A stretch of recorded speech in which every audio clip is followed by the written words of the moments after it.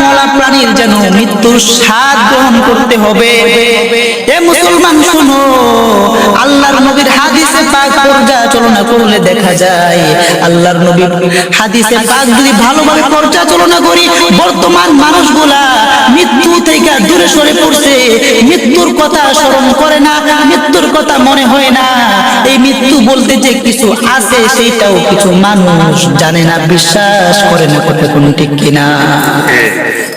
আমার মুসলমান ভাইরা, আল্লাহর নবীর অসংখ্য অগণিত হাদিস থেকে একটি হাদিস আপনাদের সামনে পাঠ করি।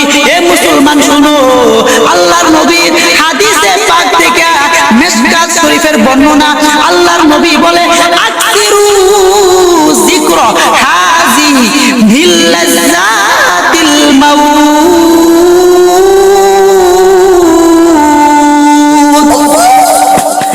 আল্লাহর নবী বলে তোমরা অধিক পরিমাণে মৃত্যুকে স্মরণ করো, কেননা মৃত্যু দুনিয়ার স্বাদকে ধ্বংস করিয়া দেয়, যেমনি করে শুকনো কাঠকে আগুন নাকি ধ্বংস করিয়া দেয়। পানি যেমন আগুনের কাছে আসলে আগুন ভয় পায়, পানি যদি আমার উপরে এসে যায় তাহলে আমি আগুনের খেলা শেষ। ঠিক তেমনি করে মুসলমান শুনো, যতই ক্ষমতার অধিকারী হও না কেন, যতই টাকাওয়ালা হও না কেন, প্রত্যেকটা টাকাওয়ালারও মৃত্যু হবে, প্রত্যেকটা গরিব ব্যক্তির, মিসকিন ব্যক্তির মৃত্যু হবে।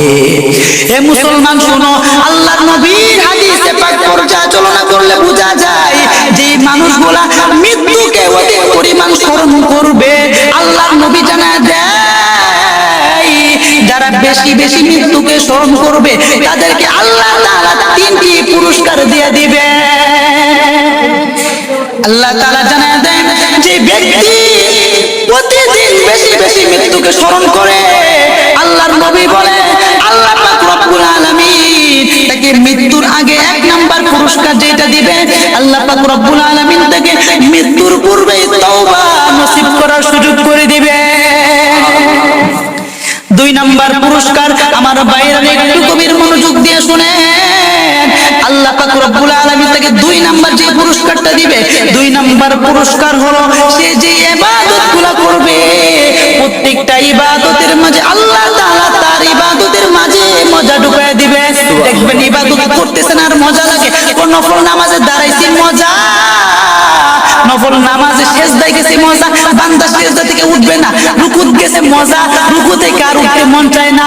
এ যুবক, এমন মজা ঢুকা দিয়ে যেমন মজা তোমার ইবাদতের মাঝে ঢুকায় দিব, বান্দা রাতের বেলা ঘুমাইছো, ঘুম মজা লাগে না, কখন তাহাজ্জুদ পড়বি, কখন উঠবি, আল্লাহর কদমে কুদরতি কদমে সেজদা দিবি, এই মজা তোর অন্তর ভিতর ঢুকে গেলে দুনিয়ার ঘুমগুলা তোর জন্য হারাম হয়ে যাবে।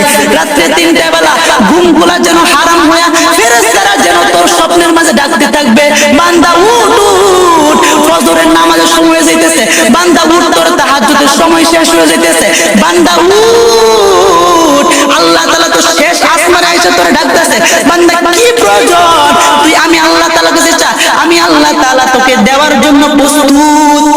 হে দুনিয়ার মুসলমান, 3 নাম্বার যে পুরস্কারটা আল্লাহ তাআলা দিবেন, বান্দার যত রিজিক আছে সকল রিজিকের মাঝে বরকত ঢুকায় দিবেন। কয় যে টাকা পয়সার অভাব, দেখবেন টাকা বালিশের নিচে থুইছেন 500, বার করার সময় দেখবেন 1000 হয়ে গেছে। বসুন্ধরার আব্দুর রহমান সাহেব বলেন, আমার কাছে সারাদিন যত টাকা আসে তার থেকে বেশি আমি দিতে পারি। আব্দুর রহমান সাহেব বলেন, আমি টাকা বালিশের নিচে থই, টাকা বাহির করার সময় দেখি অধিক হয়ে গেছে।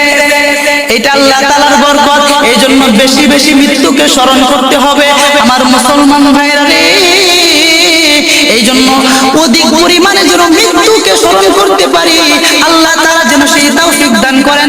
আমার ভাইরা রে, আসুন আমরা আজ থেকে প্রতিজ্ঞাবদ্ধ করি যে আমরা সব সময় মৃত্যুকে অধিক পরিমাণ স্মরণ করব এবং আল্লাহ তাআলার যে হুকুম আহকামগুলো আছে পরিপূর্ণ যাচাই বাছাই করে পরিপূর্ণভাবে পালন করার চেষ্টা করব এবং নবী করিম সাল্লাল্লাহু আলাইহি ওয়াসাল্লামের আদর্শ নীতি নৈতিকতাগুলো পরিপূর্ণভাবে মেনে চলে আমাদের দেহের মাঝে ফিট করে তারপর পরিপূর্ণ আদর্শওয়ালা হয়ে যাব। আল্লাহ পাক রব্বুল আলামিন যেন পরিপূর্ণ আদর্শিত করার তৌফিক দান করেন। সকলে বলি আমিন।